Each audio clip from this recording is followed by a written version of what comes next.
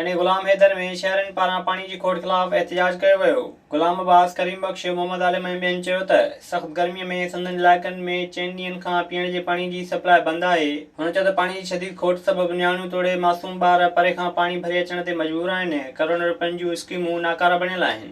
6 खां 8 हज़ार जी आबादी है। उन 6-8 हज़ार जी आबादी ते हिकिड़ी मशीन हली रही है।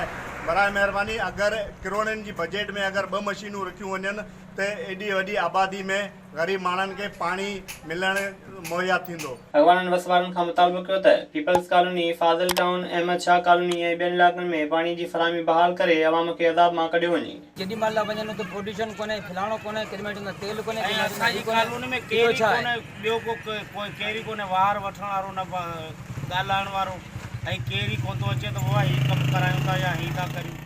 विज़िट कयो अवामी आवाज़ मीडिया ग्रुप जी वेबसाइट awamiawaz.pk।